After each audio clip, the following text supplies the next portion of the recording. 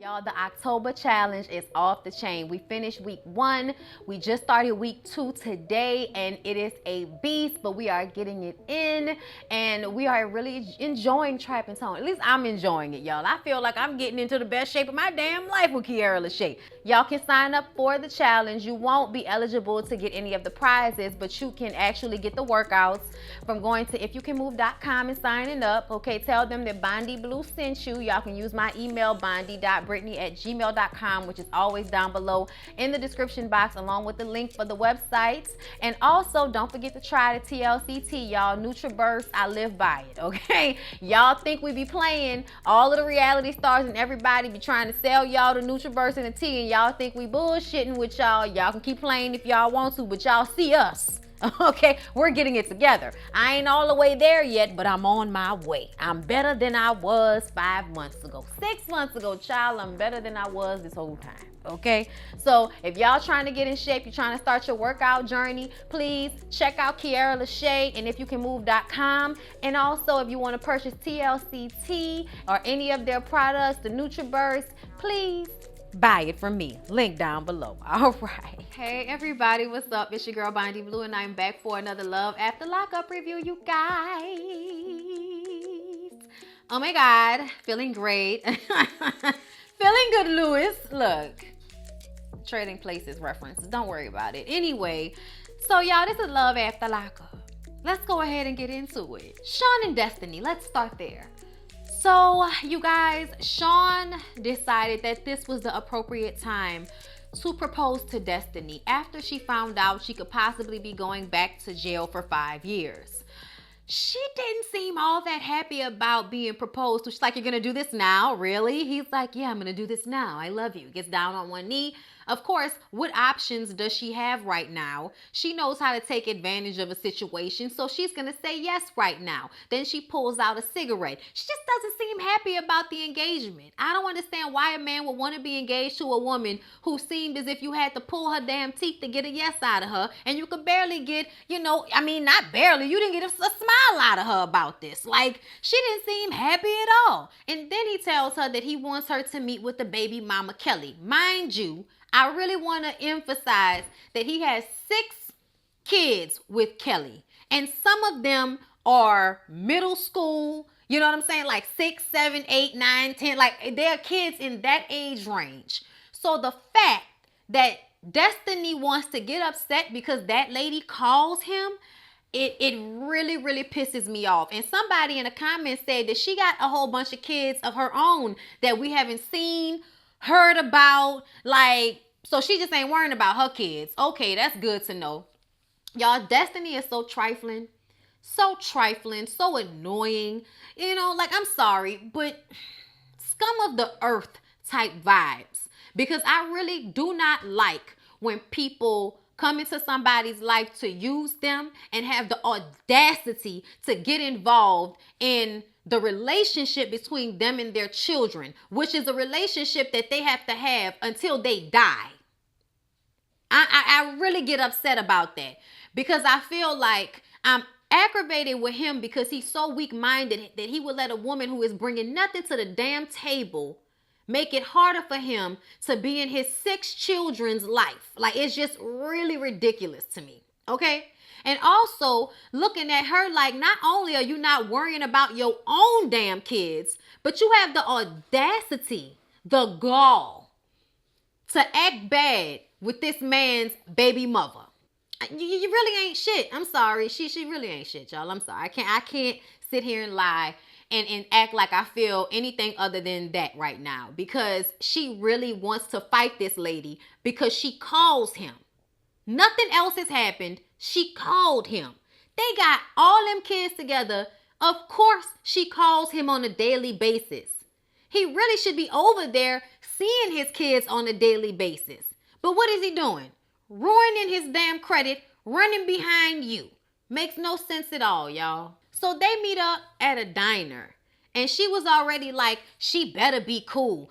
I'm telling you right now, man, this better go. I'm like, this ain't better do nothing, because you think you gonna whip somebody ass, and Kelly looked like she showed up to beat ass, okay? Kelly looked like she showed up with a strong arm prepared to knock you into next week, okay? She rolled up and sat down like what it is, okay? Like, y'all, I can't wait to see what the rest of this conversation looks like. It doesn't seem as if it's going to end in blows because Kelly looked like she just gonna walk away. She got kids to go home to. She ain't got time to be getting arrested for beating the hell out of this fool. Y'all, Quaylon and Chevelle. Quaylon is back in Texas doing chores for his mama when his sister calls and invites him out. Okay, let's go and party. I want to introduce you to some. Y'all know that Quaylon's sisters and mom are trying to get him far, far, far away from Chevelle, okay, and her daughter, and trying to put all of that responsibility on him, and because they know he really can't handle it.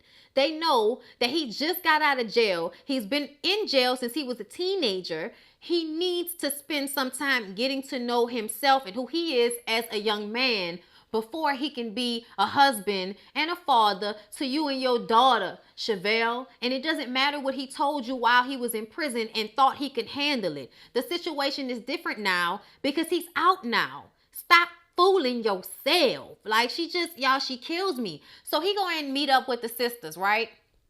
And I really want one of the sisters to help her other sister with her wig, okay? Help your sister with her wig, please. You know, it looked like she had no edges under that thing, which made me feel like it wasn't safe for her to have this wig on in the first place. I was nervous. You know what I'm saying? Then the wig was that real straight, cheap, synthetic, white lady looking wig that I really don't like on black women, because I feel like black women should wear textured hair in order to match the hair that comes out of their head as much as possible. Even if you're going to straighten it, can we get some thickness and some texture to the hair? Does it have to look flat and, you know, synthetic? Like, that's all. You know what I'm saying? That's all. That's all I had to say about the wigs. Okay, they with their little homegirl. Okay, and I feel like the little homegirl was cute, but Chevelle's cuter. You know what I'm saying? Like, don't do Chevelle like that. When Chevelle's hair is done and her little makeup is on right, don't do Chevelle like that, okay? But either way, the girl is really trying hard, and he seemed uncomfortable. So they taking pictures, and you know the sisters was gonna put that shit on social media so that they can stir up mess between he and Chevelle. So it worked on my nerves the way he handled Chevelle when she called. Because to me, your sisters was intentionally trying to do what they did, which was piss Chevelle off. Chevelle called you and you lie about where you are and then have the audacity to act like it's her fault that you lied. No, you lied because you wanted to lie. You could have told the truth. Like, you didn't even think for once that your sisters had already posted that shit on social media, so why lie in the first place? Like, come on, dude. And you were uncomfortable. You didn't like the way the girl, you know, was kind of pushing up on you and all of that. You didn't even want to really look at the girl. So it's crazy to me that you uncomfortable, but you can ignore the fact and tell Chevelle she wrong for feeling uncomfortable from all the way in Kansas City. Yeah, I don't like the way he handled her, and I feel like he could have handled her better than that. You could have said, yeah, babe, look, my sisters brought their friend. I ain't trying to holler at her, babe. I promise I'm just chilling. It ain't like that.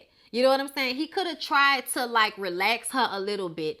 He didn't have to hang up in her face and tell her he was going to block her or he wasn't going to answer her phone calls for the rest of the night. I just thought that was trash. But that just goes to show how Quaylon is a little boy. Quaylon is a little boy, Chevelle.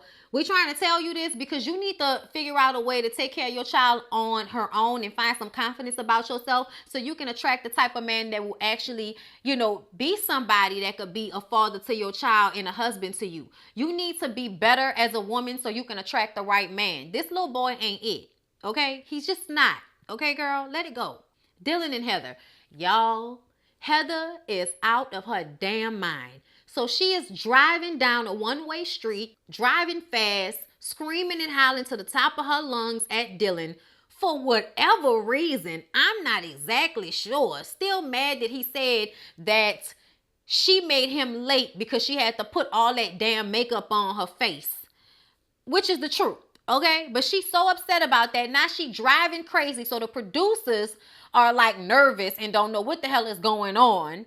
Dylan gets her to put on the brakes and he hurry up and puts the car in park, and then he takes the keys out of the ignition so he can get the hell up out of the car, okay? And he tries to go to the other side of the car to see about her and to get her out of the car. And when he opens the door, she's screaming and hollering, I hate you, you're a bitch. Like just going off, screaming and hollering like a crackhead, y'all. Like somebody who needs a hit of whatever they on so that they can get themselves together. She is wilding out. And Dylan is so upset. He was like, I can't get in a car with her. I can't fool with her, okay? So she, drives off like a bat out of hell. And he goes to meet with his mom. And his mom already knows that Heather is crazy. And I don't understand why Dylan didn't see that Heather was crazy before he got out of jail. Because he told us that Heather felt like his mom was taking up too much of his visiting time.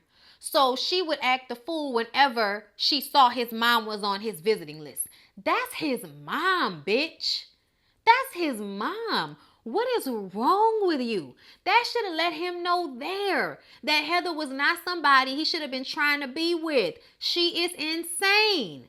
Let her meth head ass go on somewhere. I'm sorry if I'm wrong, but tell me that ain't what you think. Christiana and John.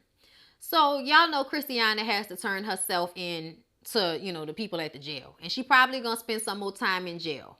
So she is not in a rush to go back. So she and John go to a hotel room so that they can have some privacy and they get their Mr. Nasty time in. We saw a little bit too much of it as far as I'm concerned. But you know what? I'm just happy that Christiana was safe, happy, and not high. Okay, that's really all I can ask for in this situation. When they get back to John's house, she says, I don't want to go back just yet. I want to have one more day with you and Mom. It's very hard, obviously, for the family because they do love her, but everybody is a felon. Everybody is scared that they're going to break down the door and, say that they were harboring a fugitive and all of this type of stuff. So everybody is a little nervous and they know that it's probably best that she go and turn herself in that day. But she says, no, I'm going to take one more day. Her sister says, if we have this same conversation tomorrow, we're going to have to drag her ass there or call them to come and get her. Which, you know what I'm saying? Like, it's going to have to go down like that.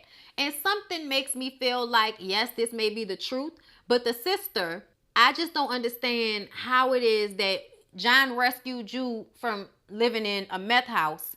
And now you want to be all, oh, you need to turn yourself in. Like telling your sister everything that she needs to do as if you've been on your shit. Like, that's throwing me off right there. You know what I'm saying? And it almost makes me feel like you want to push Christiana out of the way. And I don't really like that vibe that I'm getting. Is it just me that's starting to feel like that? Y'all let me know. So y'all, Lindsay and Scott. Lindsay's friend, Terabelle, comes to visit Lindsay. And y'all, Terabelle doesn't really like Scott. Spends most of her time there pointing out the fact that Scott hasn't finished building y'all know, I forgot the little girl's name, but Lindsay's daughter's room hasn't been built yet fully. And I just kind of feel like it's crazy to me how people who do nothing but need from you make so many damn demands.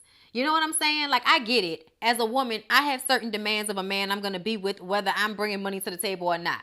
The patriarchy set it up this way. Okay, you can't now get mad that women live by these rules in which they feel like men are supposed to be financially responsible for them, because so many years you made it impossible for women to be financially responsible for themselves. So I just think it's funny when everybody wants to look down on women for looking for men to take care of them. My problem is when you're trying to find somebody to take care of you so that you could use them up and then disregard them like shit. Yeah, I think that's messed up, and I think that's what Lindsay is on. Terabelle lets us know not only is she just using Scott, but the relationship between Terabelle and Lindsay is more romantical than they're leading on. Because she was like, does he know about what the real relationship is between me and you? I was just like, oh, okay, I see.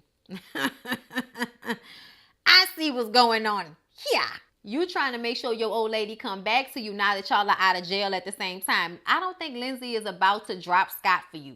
And that's because Scott is giving her a place to stay. Yeah, he might have to build his shit by himself. But at the end of the day, I'm trying to understand how people with nothing at all want to get upset at somebody who's doing what they can do. You know what I'm saying? She was like, where was my daughter gonna stay, if she had to come and stay with me if we didn't have this whole pandemic thing? And I was just kind of like, Lindsay, you could have went and stayed with your mom, bitch. Like, another thing is, where was your daughter gonna stay? Wherever she was staying when your ass was in prison. What do you mean? Like, cut it out. Seriously, Lindsay, cut it out. All right, y'all. Next, Maurice and Jessica. So she's going to try on wedding dresses. And she's talking to her mom about how she really wishes that her sister would have been a part of her wedding. But her sister has basically, shunned her for the rest of her life because she's decided to marry an ex-con. I feel like something's wrong with your sister. Like, I wouldn't even want to be bothered with somebody that would stop talking to me because of a decision I made in my life. But what does that have to do with you? What does my man have to do with you? Like, you don't even know him like that. Like, that, I don't really like the sister, so I don't know why she cares. But her best friend is there. And she tries on wedding dresses, and she actually has to tell her mom that she's pregnant, to explain why she's gained a little bit of weight that she's gained. And I think it's funny that Maurice hasn't told her that he's already told the dad, and the dad hasn't told the mom that she's pregnant. I was just like, damn, that's some secrecy being kept in that family, because there's no way that, the daddy would have found out and the mama wouldn't know. Like, the daddy would have definitely told the mom. But I guess he felt like, I'm going to let Jessica decide when she wants to talk to her mom about that. But her mom was really happy, but she's like, he needs to get a move on with doing what he needs to do to be able to provide for you and a child. Because now y'all done put more on y'all plate in the first year of him getting out of jail, which is the truth of the matter. But she's excited, and I felt like that was good. Y'all, they actually have, like, I don't know. Like, it's really nice sometimes to see Maurice and Jessica's situation, because there seems to be, a lot of love going on in that situation. And not what I find in a lot of these other relationships, and that's people trying to find people that they can control. You know what I'm saying? Like, I don't feel that with Maurice and Jessica the way I feel it with Lindsay and Scott, or Destiny and Sean, or Chevelle and Quaylon. You know what I'm saying? But yeah, y'all, I hope y'all enjoy. Please don't forget to like, comment, and subscribe to my channel if you have not already. And I'll see y'all in the next one.